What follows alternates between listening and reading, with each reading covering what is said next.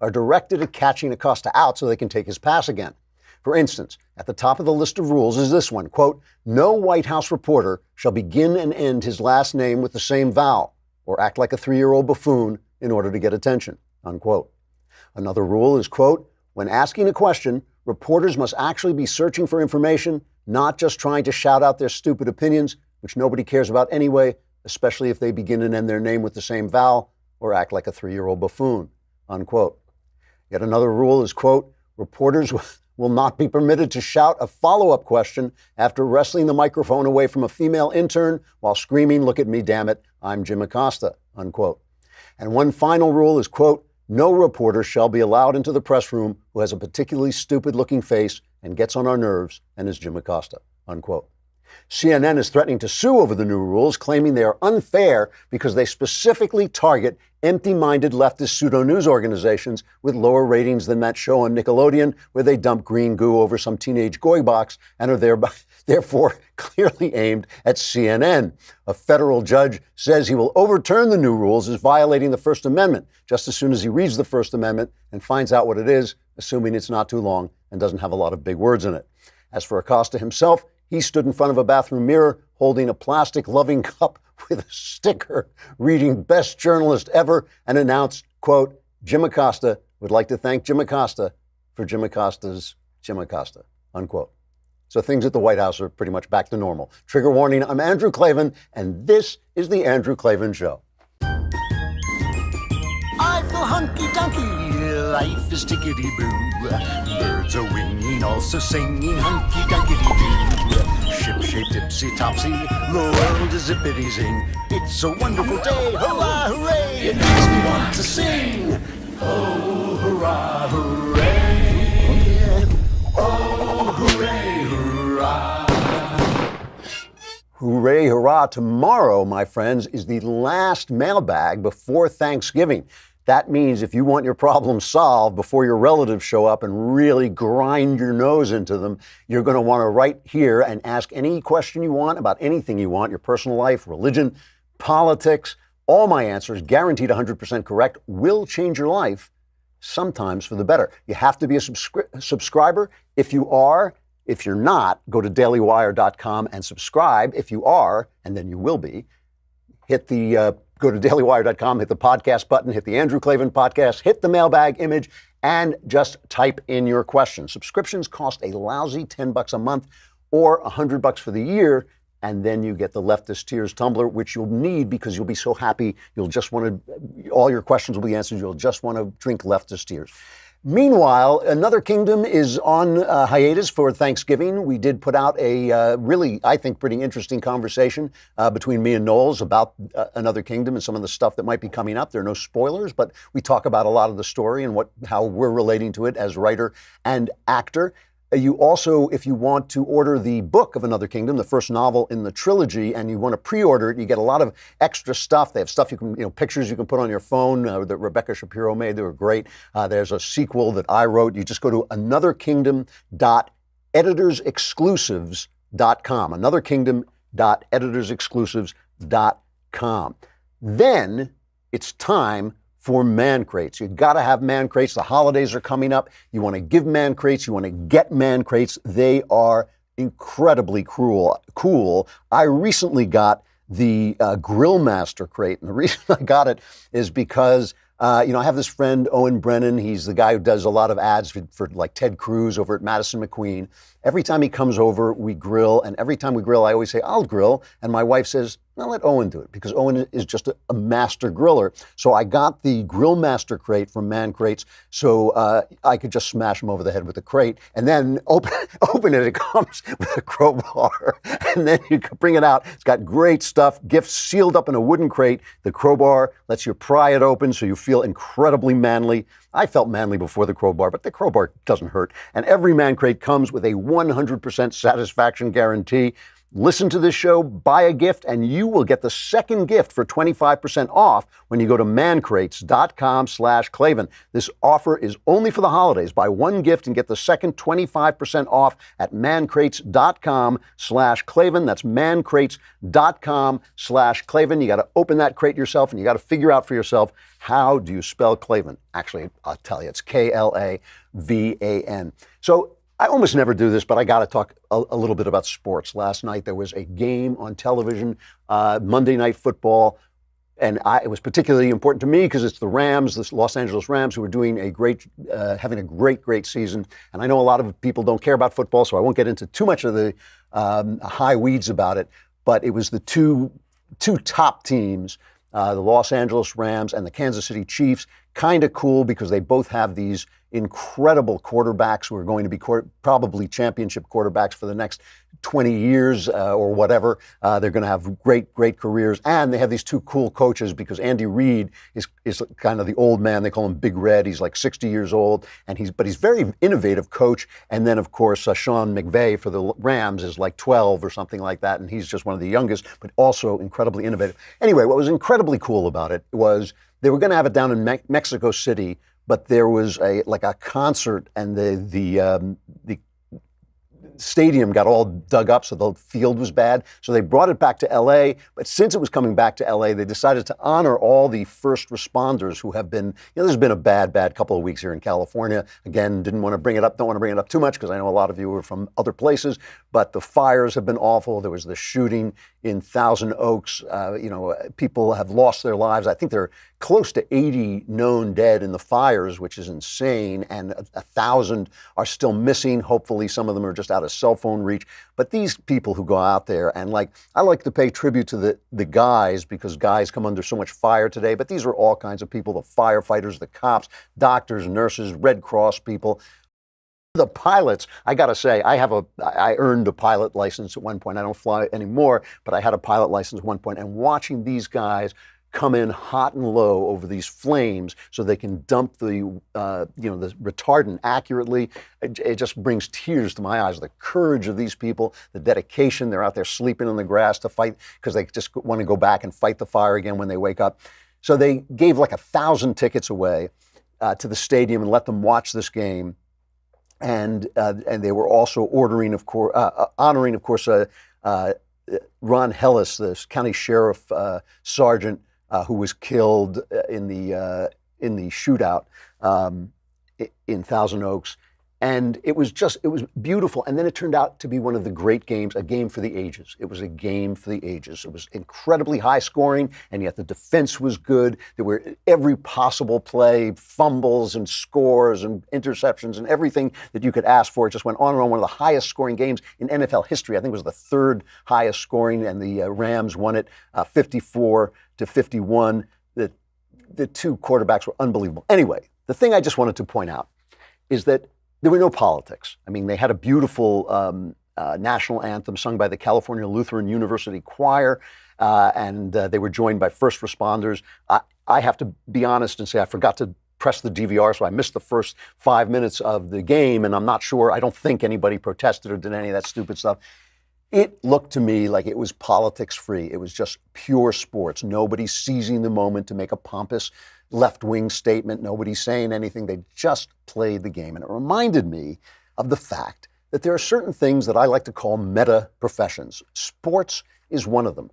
I think that comedy and entertainment and even novel writing and movie writing are meta professions. Certainly the news business is a meta profession. What I mean by meta professions is they are professions that are above the fray. They are professions that should encompass the fray. If you're a reporter, you should tell both sides of the story. You shouldn't just deliver this crap left-wing garbage that comes out of the New York Times and CNN and NBC and ABC all the time. That's all they deliver. It shouldn't be that. It should be a meta profession where you look down on it above. And when it comes to the arts, you can't help people being political, having their political point of view, and everything an artist does comes out of himself. So maybe that's going to be in there, but that means that the people who pay for the arts and the publishers and the movie companies should make sure that all kinds of people come in and produce art. They shouldn't blacklist people the way they do in Hollywood, the way they do in publishing. They shouldn't gray list them. They should let everybody come in and make the stories that they want to make. Nobody would care if there were a million left-wing movies if there were also a million right-wing movies.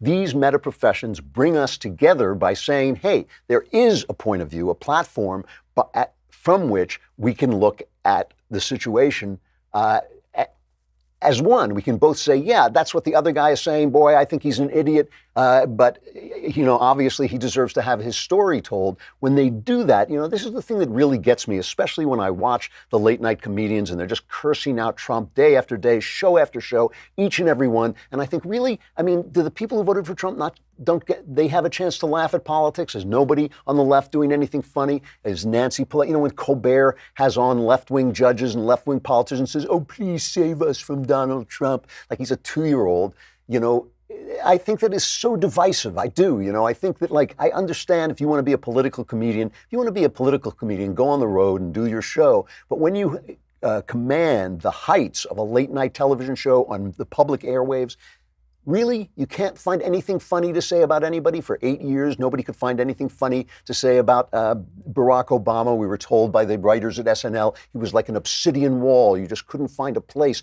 to put a joke in. This dope-smoking, corrupt Chicagopolitan, they couldn't find one single place to put a joke in. Politics is funny. Politics is funny, and it just seems to me that that when you abandon the meta professions, when you abandon your meta responsibility to professions, to take a look at everybody, to make sure you understand that everybody's a little corrupt, everybody's a little stupid, everybody has a point of view that has flaws in it. When you remind people of that, it brings people together. When you do what Colbert is doing, when you do what Jim Acosta does, when you do what CNN and the New York Times do, you actually are driving this wedge in between people. And because these people never talk to anybody but themselves, because the only story they hear is their own, they think they have developed the art of projection to a fine art. They've developed projection is when you have something inside yourself and you see it in other people. So if you're angry all the time and you go around saying, this guy, he's really angry, you're projecting your own anger onto other people. And that is everything the left does. Everything the left does. Every charge they make now is projection. And there's nobody to say them nay. There's nobody to tell them that that's what they're doing, because they have insulated themselves in the news business, in Hollywood, in the academy. They've insulated themselves from other opinions. No right-winger is insulated from other opinions, because he's constantly having this garbage showered down on him from this amazing communication industry. And I'll show you what I mean by projection in just a minute. But first, let us talk about Podium. If you have a business, or if you deal with a business, the most important thing is communicating with that business. If something goes wrong, if you like something or you don't like something, you want to be able to tell people that's the case, so they know and they can either make it better or they can continue doing what they're doing.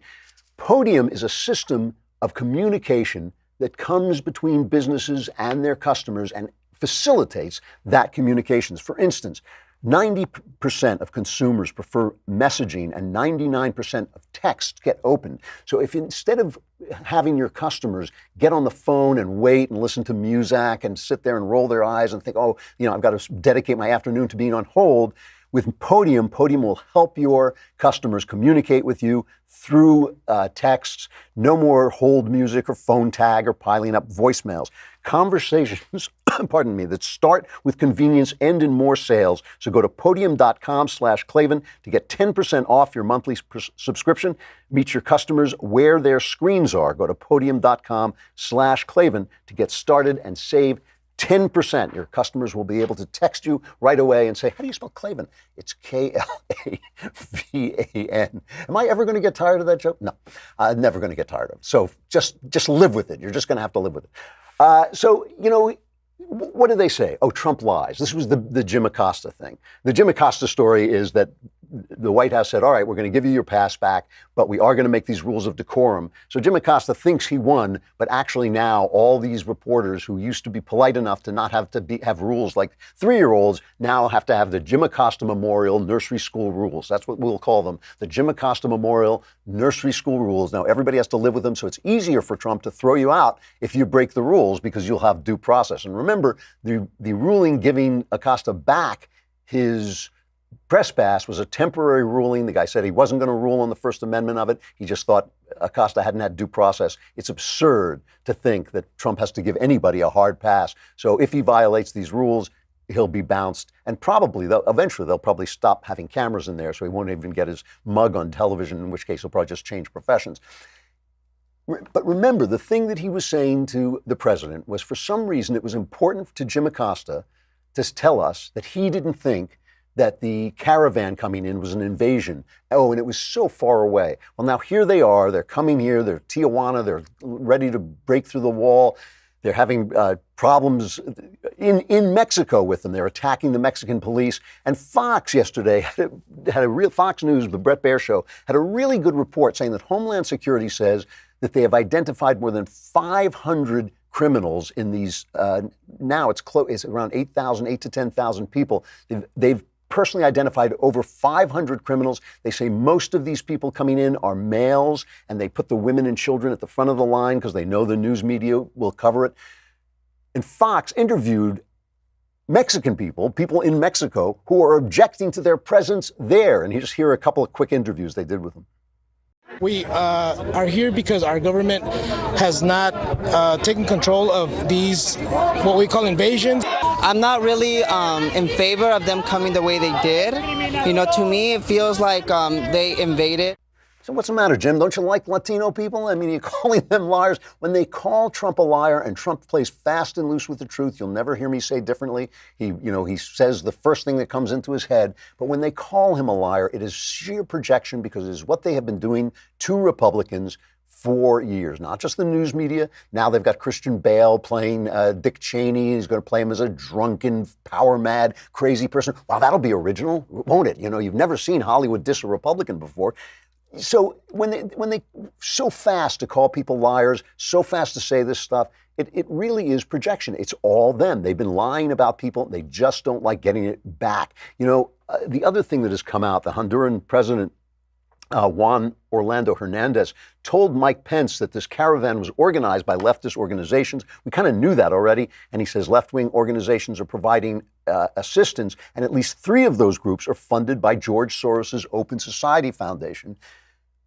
George Soros has openly said that the biggest problem in the world is the United States. He's clearly out to get us, clearly out to break down our civilization. But if you criticize him because he once was Jewish by blood, suddenly you're anti-Semitic. This is another act of projection.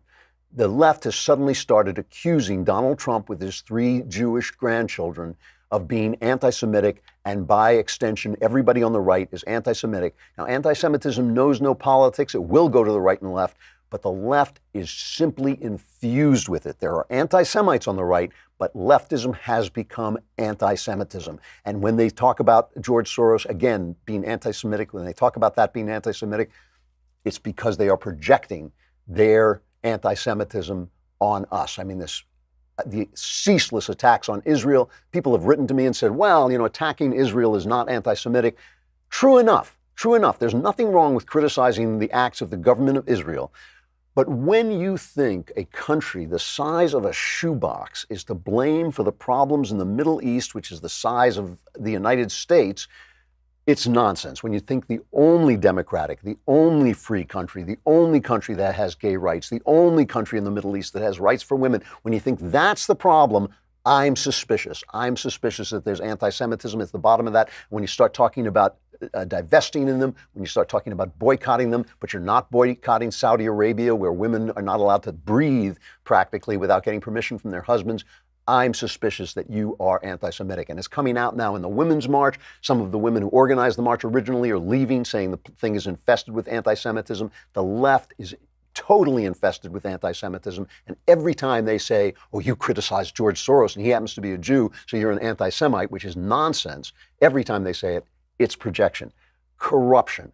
This is a huge one, huge projection. All we've been hearing when Donald Trump, and Donald Trump is a big mouth, some of the stuff he says is not right, and I'm not going to defend it. But when Donald Trump comes out and says they're trying to steal the election in Florida, and they say, well, he said without evidence that they're trying to steal the election. Where are they now? Where are they now that Stacey Abrams, who lost the governorship in Florida, is making these charges? Play these charges. Now, first she made the least gracious concession speech ever made, saying, I'm not conceding because the election was stolen, and now she's doubling down on MSNBC.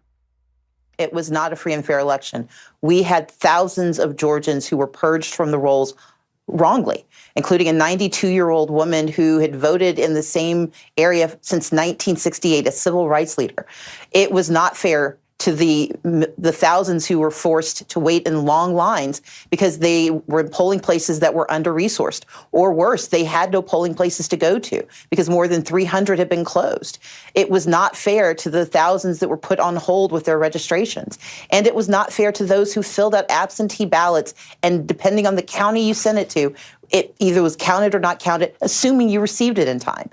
Brian Kemp oversaw for 8 years the systematic and systemic dismantling of our democracy, and that means there could not be free and fair elections in Georgia this year.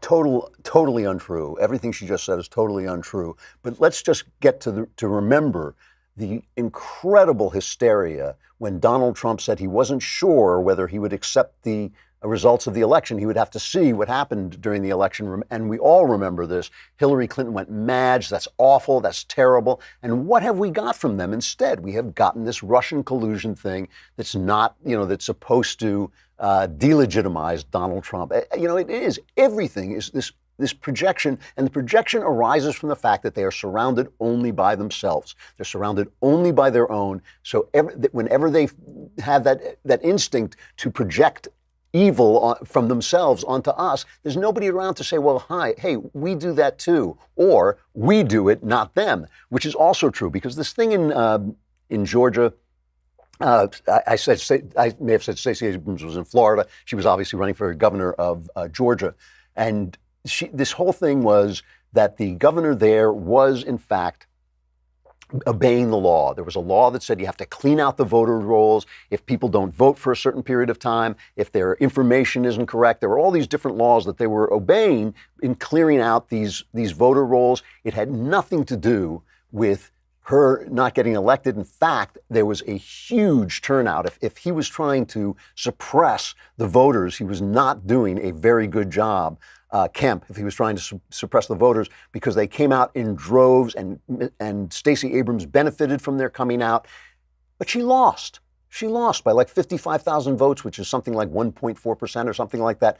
They counted it 1 million times. She lost. She lost. And I swear, has there been a Democrat who has accepted the outcome of an election with any grace whatsoever? But if any Republican complains, he is a villain who is destroying America's trust in our institutions. It's insane. It is insane. Acts of progression, of projection, of corruption, of dishonesty. It's really bad. Michael Barone, who is not like, he's a conservative guy, Michael Barone, but he's very numbers driven, very freedom driven, and hardly a radical. He wrote a piece about what Obama did to the Trump campaign and how close it was to Watergate. Remember, in Watergate, Nixon tried to bug George McGovern's campaign headquarters. And that, oh my God, that was the worst thing ever. He was cast out of office by the cover-up he put in place to stop people from finding out about this. So here's Barone writing about this, talking about projection. Barone says, the crime at the root of Watergate was an attempt at surveillance of the DNC after George McGovern seemed about to win the Democratic Party's presidential nomination, just as the government misconduct in Russiagate was an attempt at surveillance of the Republican Party's national campaign after Trump clinched its nomination. In both cases, the incumbent administration, Nixon and Obama, regarded the opposition's unorthodox nominee as undermining the nation's long-standing foreign policy and therefore dangerous to the country. McGovern renounced the Democrats' traditional Cold War policy. Trump expressed skepticism about George W. Bush and Obama administration policies on NATO, Mexico, Iran, and Russia. There are two obvious differences. This is still Barone. There are two obvious differences between Watergate and the Obama administration's infiltration. The Watergate burglars were arrested in flagrante delicto, and their wiretaps never functioned, and neither the FBI nor the CIA fully cooperated with the post-election cover-up. That is quite a contrast with the Obama law enforcement and intelligence appointees' promotion of Christopher Steele's Clinton campaign finance dodgy dossier and feeding the mainstream's media's insatiable hunger for Russia collusion stories. In other words, under Obama, the intelligence agencies were corrupted and became Watergate.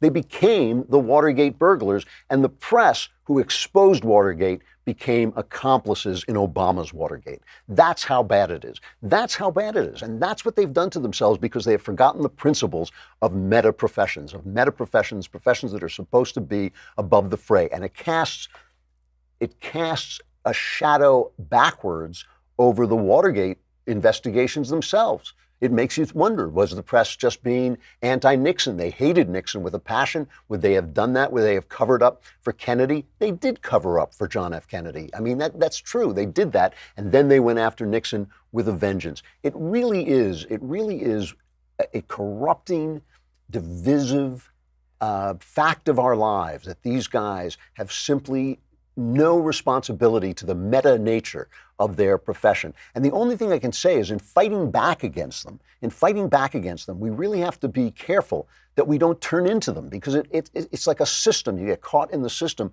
Once you start fighting back, you too don't want to give any credence to anything they say. You want to be fair, but you're so outnumbered and outgunned by the networks and the Times and all these people, this huge echo chamber that they have supporting them, that you just feel you don't want to give them any quarter whatsoever. So the big thing is how to fight back against them. This is the thing we're going to have to figure out. How to fight back against them without becoming them. Because the last thing I want to do is become somebody like these guys, the Jim Acosta media or Hollywood or any of these people who have just turned themselves into dishonest machines who are no longer serving their professions. Speaking of dishonest lowlifes, Michael Knowles. No, I'm joking. Today at 5:30 p.m., why don't you guys stop me before I do that to poor Knowles? Today at 5:30 p.m. Eastern, 2:30 p.m. Pacific, all of your questions will be answered by Daily Wire's own Michael Knowles. Ask him lots of questions, come up with embarrassing subjects, ask him about his sex life, his Catholicism, ask him about his sex life and his Catholicism, and how his Catholicism, never mind. Remember, we don't want to make this easy for him, and as always, the lovely and talented Alicia Krause will be hosting it and will even be sitting in the same room with Knowles, so the suspense will be killing us all. This month's episode will stream live on Daily Wire's YouTube and Facebook pages. It will be free for everyone to watch, but only subscribers can ask the questions. So subscribe, ask Knowles your questions. Then if you want to get the truth, send them in. Oh, stop me before I kill more. Send them in to the mailbag, which is tomorrow, last mailbag before Thanksgiving. Go to dailywire.com. Hit the podcast button, hit the Andrew Klavan podcast, hit the mailbag, and ask your questions. Answers guaranteed, 100% correct, will change your life. For the better, who knows? All right, we got to say goodbye. We got Jenna Ellis coming up to talk to us about something, a really interesting subject about the new trade deal with Canada. Oh, Canada, come on over to dailywire.com and listen and subscribe.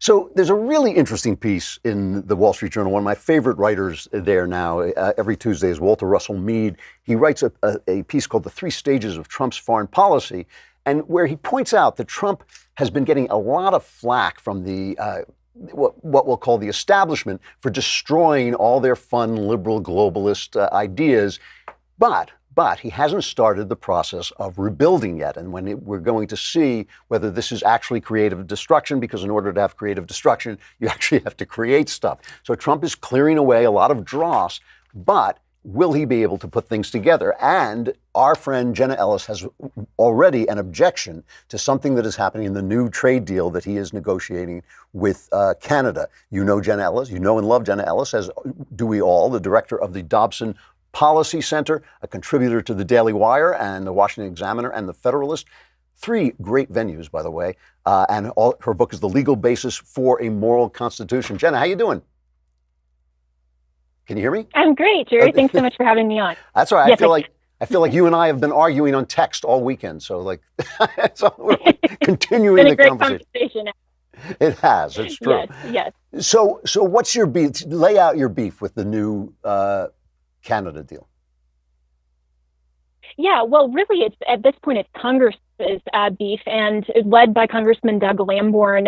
46 members signed a letter last week to President Trump that expressed concern that what's happening essentially is that the United States Trade Representative has embedded social policy, Canada's social policy, into its trade agreement really for the first time, and this is completely unprecedented. And so Congress is expressing, and we would agree, and there are a lot of conservative policy groups that agree, that social policy belongs nowhere in a trade agreement. So in Article 23, that is talking about gender discrimination in labor.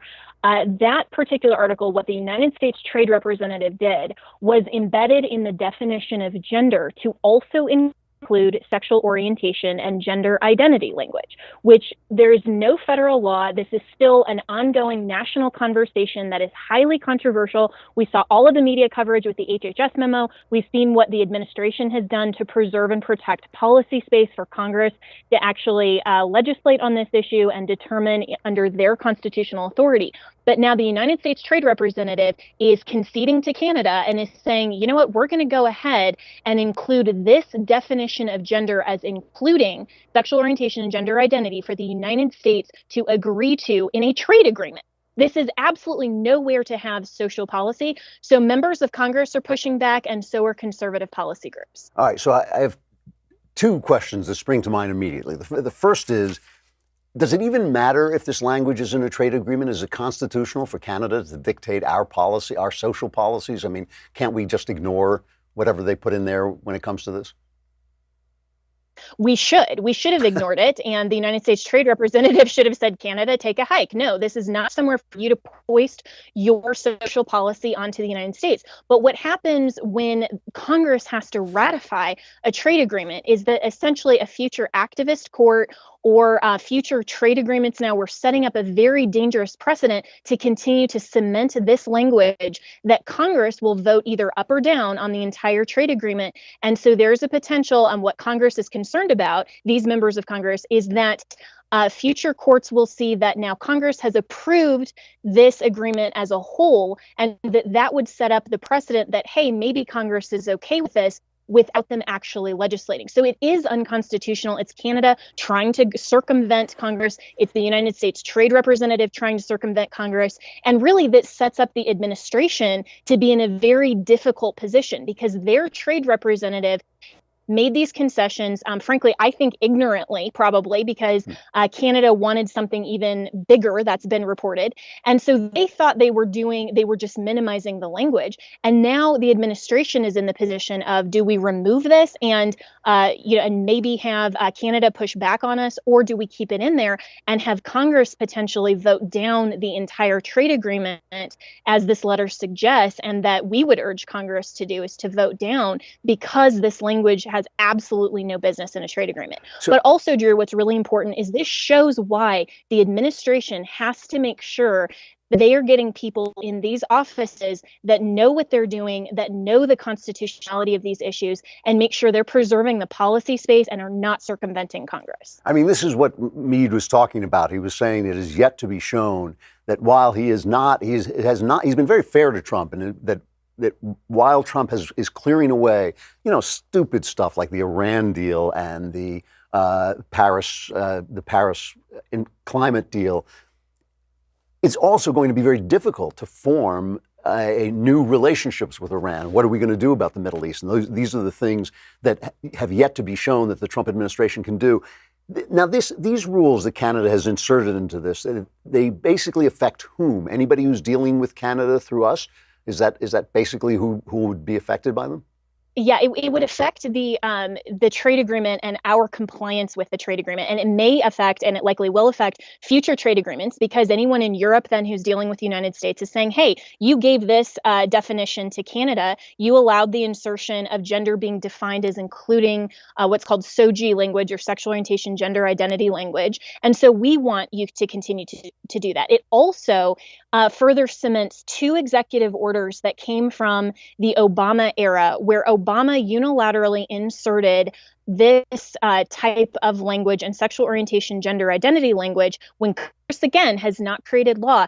And that would further cement these two executive orders to continue to be policy and potentially put the onus on Congress to make it further down the road for them to legislate against this issue. So this is actually a very big deal to the United States. And the main reason is that we need to protect our sovereignty. We do not want to have countries like Canada telling us what our social policy should be and how we need to define gender discrimination under our law. That is a matter constitutionally that only Congress can determine. So to put this into a trade agreement is absolutely unconstitutional and sets up a very bad precedent for the future.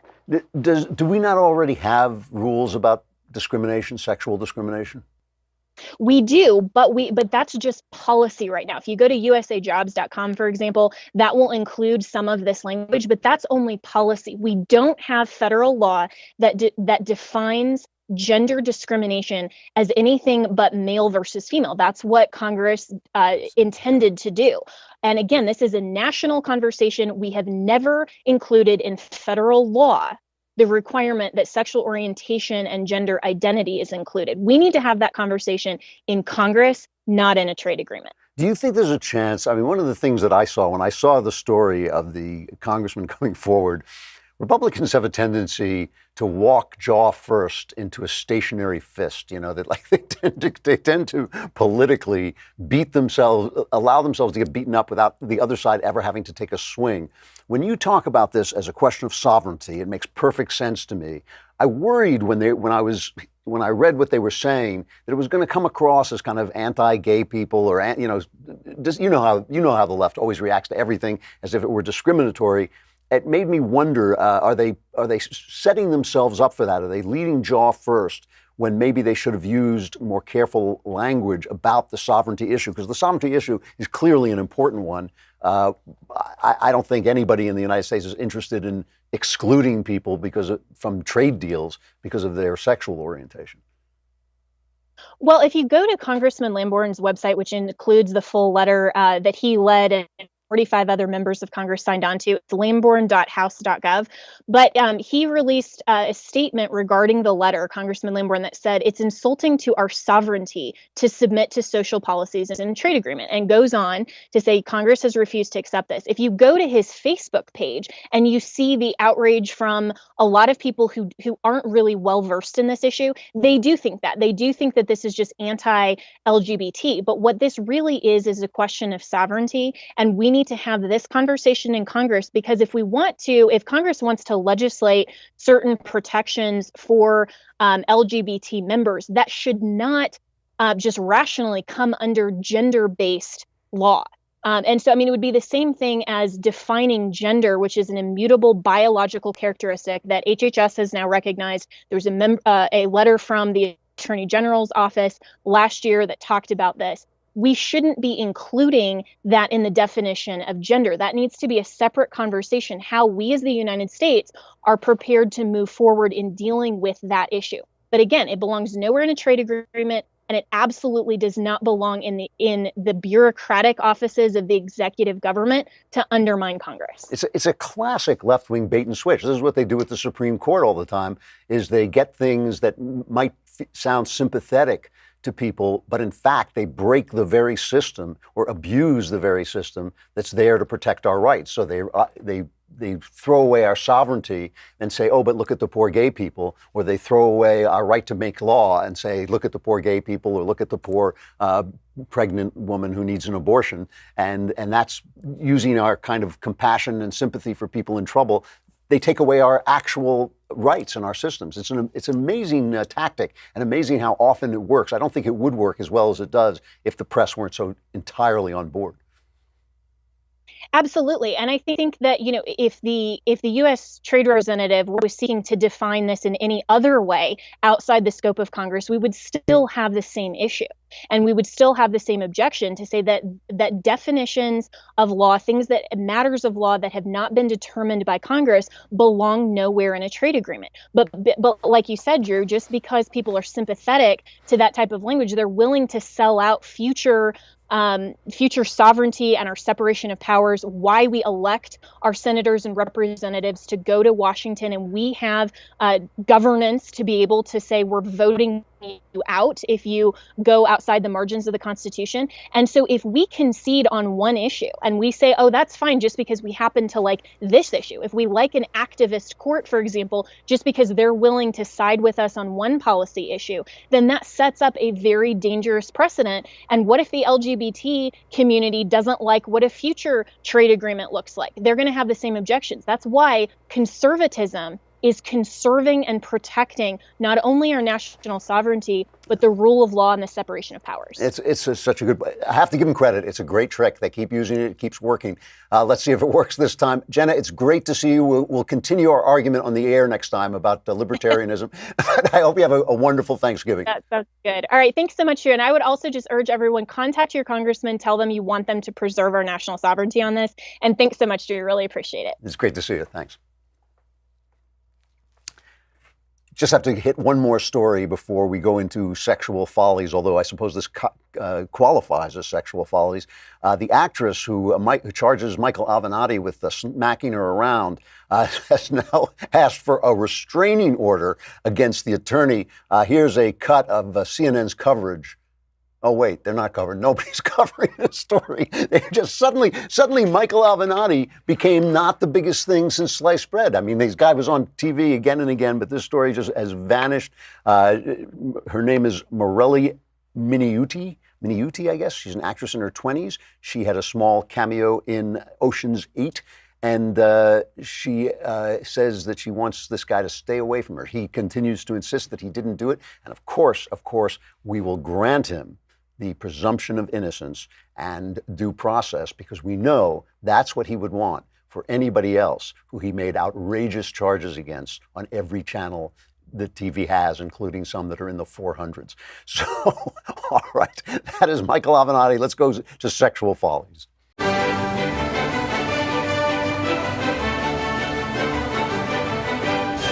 Well, this is the time of year I cannot resist talking about this again. Hallmark Christmas movies come on. They've been so popular that now, like We does them and a couple of other stations, Lifetime I think does them. They all have these same stories. Basically, a lady finds love during Christmas. And what I once sat up with, I have to admit, a stiff drink and watched one after another of them. I could not take my eyes off them. It was the first time I discovered them because it actually felt like I was being allowed into women's daydreams. You know, it was like kind of like when that 50 Shades of Grey came out and like guys read it and went, really? You know, really? Oh, wow. You know, but this is kind of the benign form of that. It's just like what daydreams look like, because they are constructed exactly like daydreams in the sense that there's no suspense. Usually when people have daydreams, they don't really have a lot of suspense. They'll pose a problem, but then they'll solve the problem almost in the next second because it's a daydream. Why should you daydream that things go wrong? You daydream that things go right. And these stories are one after another. So Bray Payton over at The Federalist, and I was mentioning this before with Jenna, The Federalist and the Washington Examiner have become two exceptional venues. Federalist because of Molly Hemingway, I'm sure, and the Washington Examiner is who runs the Washington Examiner? I can't remember. This guy used to be at National Review. Anyway, they both have done spectacular jobs of making these into excellent venues. Anyway, Bray Payton, writing humor at The Federalist, writes Hallmark tropes that will help you bag a man in time for Christmas. And she just uses the plot of Hallmark Christmas stories of how this is how you find a man. One, get snowed in together. Use the bad weather to your advantage. If there's a cold snap set to roll in, use a busy rental property manager's booking mix-up to spend the holiday snowed in with a hot single dad. 2, embrace strange inheritance requirements. If there's one thing you can bet on in these movies, it's that rich people are eccentric AF, and they will make their heirs jump through bizarre and romantically involved hoops to secure their fortunes. Number 3, recognize your sexual chemistry with your longtime rival. I love this one. This one's is almost every story. Maybe the real reason why you can't stand that one guy in your professional sphere is because you actually have the hots for him. Be sure to fall into a situation where you have to spend a lot of time in the same space together so you figure that out. Charm the stiff corporate guy into not being a Grinch, that super corporate guy who rolls into your hometown with the intention of replacing your coworkers with robots is actually a softie deep inside. You just have to touch his heart with Christmas cheer to get him to open up. You know what I would love women to explain to me, though, is seriously, the two things that, well, the one important thing is what is it about seaside towns that women love so much? I mean, it must be 40% of these stories take place in little seaside villages where the heroine runs a little quaint coffee shop or a cookie shop or something like that, and the guy is this kind of rugged outdoors, maybe he runs a boat or something. But there's something about these seaside towns that women just love. If I had known this, I would have made out like a bandit. I would have moved to a seaside town. I didn't done anything. I was so lonely. But I just want to know why these things work. You got to watch these Hallmark things. You really do. Especially if you're a guy and you want to know what women are thinking about, you really have to sit and watch these things for a couple of hours because they are just absolutely revelatory. And of course, you find out just how much people want to be loved. I mean, I think women have a special yearning for this, but men, of course, too, want to be loved. And it really is kind of a reminder that that's what we're here for. You know, we're not, all the rest of the stuff is just taking up time. This is really what we want to do. All right. Last mailbag before Thanksgiving. You want to get those questions in, especially if your relatives are on the way. They're down the street. They're knocking at the door. They're climbing in the windows. They're coming to get you. Get your answers now before the disaster strikes. Be here tomorrow. I'm Andrew Klavan. This is The Andrew Klavan Show.